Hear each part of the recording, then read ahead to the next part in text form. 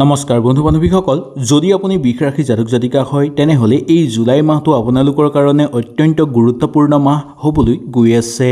এই মাহত আপোনালোকৰ জীৱনত কিছু পৰিৱৰ্তন আহিবলৈ ধৰিব আৰু লগতে আপোনালোকৰ আৰ্থিক অৱস্থা, কৰ্মৰ জীৱন, প্ৰেম, পৰিয়াল আৰু ভাগ্যৰ ওপৰত গভীৰ প্ৰভাৱ পৰিবলৈ গৈ আছে।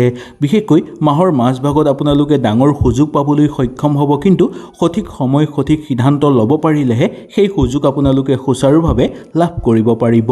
গতিকে ভিডিঅ'টো শেষলৈকে চাবলৈ একেবাৰে নাপাহৰিব, কাৰণ শেষত এই মাহৰ জুলাই মাহৰ এটা শুভ সংকেতৰ কথা মই আপোনালোকক জনাম, যি সংকেত পালি জানিব যে আপোনালোকৰ ভাগ্য অধিক সক্ৰিয় হৈ পৰিব আৰু ভাগ্য অধিক শক্তিশালী হৈ পৰিব। আহক তেনেহ'লে আমি বেছি দেৰি নকৰি সুন্দৰভাৱে জানি লওঁ। যদি ভিডিঅ'টো ভাল লাগে লাইক এটা কৰি আমাৰ মনোবল বঢ়াব আৰু আপোনালোকৰ বন্ধুবৰ্গৰ লগত শ্বেয়াৰ কৰি তেওঁলোককো উপকৃত কৰিব। বন্ধু বান্ধৱীসকল, বৃষ ৰাশি জাতক জাতিকাসকলৰ জুলাই মাহটো অত্যন্ত গুৰুত্বপূৰ্ণ হৈ পৰিব। জ্যোতিষশাস্ত্ৰৰ অনুসৰি এই মাহত আপোনালোকৰ জীৱনত ধৈৰ্য, পৰিশ্ৰম আৰু বিচক্ষণৰ সিদ্ধান্ত লোৱাৰ প্ৰয়োজন হৈ পৰিব।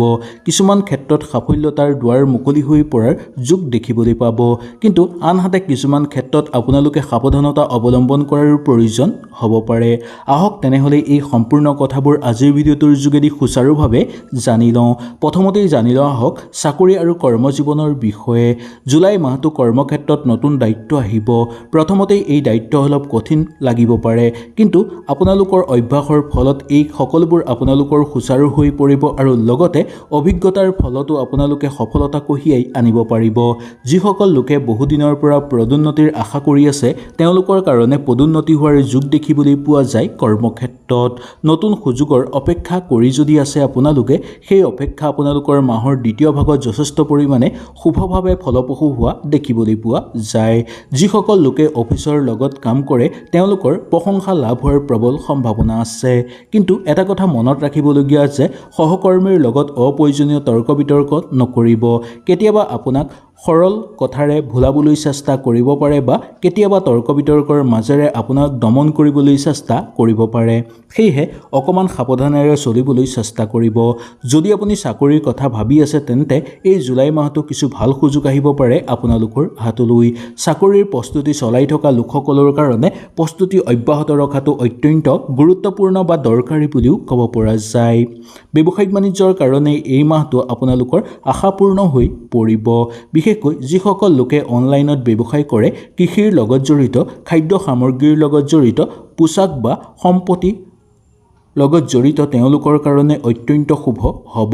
তেওঁলোকে বিক্ৰী বৃদ্ধি কৰিব পাৰিব। নতুন গ্ৰাহক লাভ হোৱাৰো আশা দেখিবলৈ পোৱা যাব। নতুন অংশীদাৰী কামৰ লগত জড়িত লোকসকলৰ কাৰণে শুভ হ'ব আৰু লগতে ডাঙৰ বিনিয়োগ কৰাৰ আগতেই নথিপত্ৰ ভালদৰে আপোনালোকে এই মাহত পৰীক্ষা কৰি ল'ব লাগিব। মাহৰ শেষৰ ফাললৈ ডাঙৰ আৰ্থিক সিদ্ধান্ত ল'বলগীয়া হ'ব পাৰে আপোনালোকে। এই সিদ্ধান্ত লোৱাৰ আগতেই পৰিয়াল বা জ্ঞানী ব্যক্তিৰ পৰা পৰামৰ্শ ল'বলৈ আপোনালোকে একেবাৰে নাপাহৰিব। এতিয়া আমি জানি লওঁ আহক ধন সম্পত্তি কেনেকুৱা হ'ব এই মাহত। জুলাই মাহত আয়ৰ নতুন উৎস সৃষ্টি হ'বলৈ গৈ আছে। পুৰণি কিবা বিনিয়োগৰ পৰা লাভৱান হোৱাৰ আশা দেখিবলৈ পোৱা যায়। যদি কাকো ধাৰ দিব আপোনালোকে বিচাৰিছে তেনেহ'লে বহুদিনৰ পৰা ৰৈ থকা ধাৰ আপোনালোকে পোৱাৰ পিছতহে ধাৰ দিবলৈ চেষ্টা কৰিব। এই মাহটো ধন ঘূৰাই পোৱাৰ সম্ভাৱনাও কিন্তু দেখিবলৈ পোৱা যায়। আয় বৃদ্ধি পাবলৈ ধৰিব, কিন্তু জমাৰ সংখ্যা খুব কম দেখিবলৈ পোৱা যায়। বিশেষকৈ ঘৰ, পৰিয়াল আৰু দৈনন্দিন প্ৰয়োজনীয় সামগ্ৰীৰ ওপৰত অধিক খৰচ হোৱাৰ সম্ভাৱনা দেখিবলৈ পোৱা যাব পাৰে। সেইবাবে বাজেটৰ অনুসৰি অলপ আপোনালোকে খেয়াল ৰাখিব লাগিব। এই মাহত অপ্ৰয়োজনীয় বস্তুৰ পৰা বাছি চলিবলৈ চেষ্টা কৰিব বা অপ্ৰয়োজনীয় বিলাসিতাৰ পিছত ধন খৰচ নকৰাটোৱেই আপোনালোকৰ কাৰণে মংগলময় হ'ব। প্ৰেমৰ জীৱনৰ ক্ষেত্ৰত জুলাই মাহটো যথেষ্ট পৰিমাণে ইতিবাচক দেখিবলৈ পোৱা যায়। যিসকল লোকে প্ৰেমৰ সম্পৰ্কত আছে তেওঁলোকৰ কাৰণে এই মাহত ভাল বুজাবুজি হৈ পৰিব। যদি আগতেই কোনো ভুল বুজাবুজি চলি আছে তেনেহ'লে আপোনালোকে সেই ভুল বুজাবুজি আঁতৰাই শুদ্ধ কৰি ল'ব পাৰিব আৰু সম্পৰ্ক অটুট ৰাখিব পাৰিব। অবিবাহিত লোকসকলৰ কাৰণে জীৱনত নতুন কোনো বিশেষ ব্যক্তিৰ আগমন ঘটিবলৈ ধৰিব। বৈবাহিক জীৱনত জীৱনসংগীৰ সহযোগিতা লাভ কৰিব পাৰিব। তেওঁলোকৰ সমৰ্থনত আপোনালোকে বহু কাম সহজতেই কৰি সম্পূৰ্ণ কৰি তুলিব পাৰিব। কিন্তু জেদ বা অহংকাৰ বাদ দিব লাগিব। যদি জেদ বা অহংকাৰ বাদ নিদিয়ে তেনেহ'লে সম্পৰ্কত দূৰত্ব বৃদ্ধি পাবলৈ ধৰিব পাৰে। সেইবাবে ধৈৰ্য ধৰাটো আপোনালোকৰ কাৰণে এই মাহত অত্যন্ত জৰুৰী। পৰিয়ালৰ ক্ষেত্ৰত সুখ শান্তি বৃদ্ধি পাবলৈ ধৰিব। ঘৰত কোনো নতুন অনুষ্ঠান, পূজা বা আনন্দৰ খবৰ আহিব পাৰে। বয়োজ্যেষ্ঠৰ পৰা সদায় আশীৰ্বাদ ল'বলৈ চেষ্টা কৰিব। সামাজিক ক্ষেত্ৰত আপোনালোকৰ মান সন্মান বৃদ্ধি পাবলৈ ধৰিব। মানুহে আপোনাৰ মতামত বা পৰামৰ্শক গুৰুত্ব দিবলৈ ধৰিব। কোনো নতুন সামাজিক সংযোগ বৃদ্ধি পাবলৈ ধৰিব আপোনালোকে, আৰু ভৱিষ্যতৰ কাৰণে যদি কিবা সংৰক্ষণ কৰিব বিচাৰে তাৰ পৰা বহু বেছি ভাল পৰিমাণে লাভৱান হোৱাৰ যোগ দেখিবলৈ পোৱা যাব। এতিয়া আমি জানি লওঁ আহক স্বাস্থ্যৰ ক্ষেত্ৰত। স্বাস্থ্যৰ ক্ষেত্ৰত আপোনালোকৰ ডাঙৰ সমস্যা দেখিবলৈ পোৱা নাযায়, তথাপিও খোৱা লোৱাৰ ক্ষেত্ৰত বিশেষ গুৰুত্ব দিবলৈ আপোনালোকে চেষ্টা কৰিব। অধিক তেল মছলা খাদ্য আপোনালোকে নোখোৱাটোৱেই এই মাহত মংগলময়। পানী অধিক পৰিমাণে খাবলৈ চেষ্টা কৰিব। নিয়মিত ব্যায়াম কৰিব, যোগাভ্যাস কৰিব বা আপোনালোকে ধ্যান কৰিব। এনে কৰিলে স্বাস্থ্য আপোনালোকৰ সুস্থ হৈ থাকিব। মানসিক চাপ কমাবলৈ ধ্যান বা প্ৰাৰ্থনা কৰাটো অত্যন্ত প্ৰয়োজনীয়। সেই গতিকে সকলো মানুহে যদি মানসিক চাপ কম কৰি ৰাখিব বিচাৰে তেনেহ'লে ধ্যান বা প্ৰাৰ্থনা কৰাটো দৰকাৰ। এতিয়া আমি জানি লওঁ আহক জুলাই মাহৰ শুভ সময়, শুভ তাৰিখ, শুভ সংখ্যাৰ কথা। এই মাহত আপোনালোকৰ 5 তাৰিখ, 9 তাৰিখ, 14 তাৰিখ, 18 তাৰিখ, 23 তাৰিখ আৰু 28 তাৰিখ দিনকেইটা আপোনালোকৰ কাৰণে অত্যন্ত শুভ। এই দিনকেইটাত নতুন কাম আৰম্ভ কৰিব পাৰে।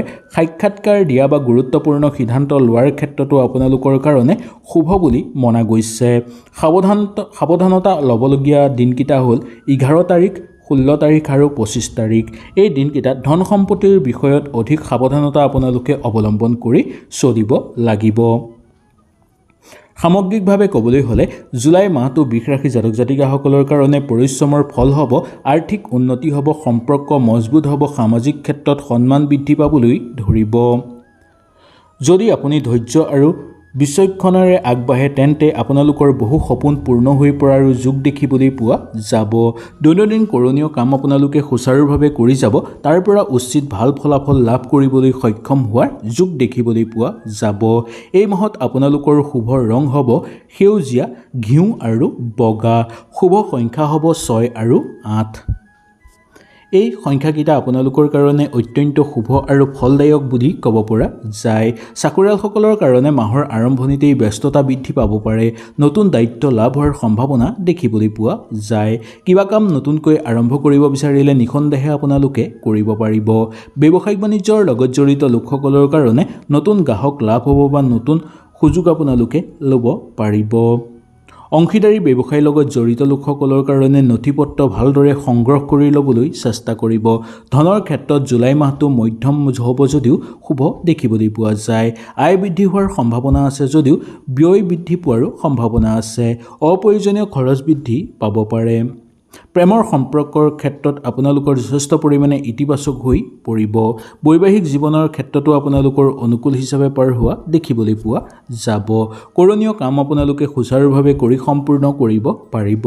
জুলাই মাহটো বৃষ ৰাশি জাতক জাতিকাসকলৰ কাৰণে ধৈৰ্য, পৰিশ্ৰম আৰু সঠিক সিদ্ধান্তৰ মাহ বুলি ক'ব পৰা যায়।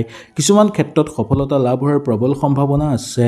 খৰতকীয়াকৈ লোৱা সিদ্ধান্তৰ ফলত আপোনালোকৰ ক্ষতি হোৱাৰো সম্ভাৱনা দেখিবলৈ পোৱা যাব পাৰে। পৰিয়াল, কৰ্মজীৱন আৰু আৰ্থিক ক্ষেত্ৰত সাৱধানেৰে আপোনালোকে আগভাগ ল'লে নিশ্চয় লাভৱান আপোনালোক সুচাৰুভাৱে হ'ব পাৰিব। ধনৰ ক্ষেত্ৰত আপোনালোকৰ মধ্যম হ'ব যদিও উন্নতি দেখিবলৈ পোৱা যাব পাৰে। এটাৰ পিছত আনটো সুযোগ সুবিধা আপোনালোকৰ জীৱনলৈ আহিব। হয়তো এই ভিডিঅ'টোৰ যোগেদি বৃষ ৰাশি জাতক জাতিকাসকলৰ জুলাই মাহৰ সম্পূৰ্ণ ৰাশিফল সিদ্ধান্ত আপোনালোকে শুনিলে। যদি কিবা অসুবিধা পালে নিশ্চয় মোক তলত কমেণ্ট কৰি জনাব। তেনেহ'লে আজিলৈ আপোনালোকৰ ওচৰৰ পৰা বিদায় লৈছোঁ। কালিলৈ পুনৰ আপোনালোকক লগ পোৱাৰ প্ৰতিশ্ৰুতিৰে জয় মা লক্ষ্মী।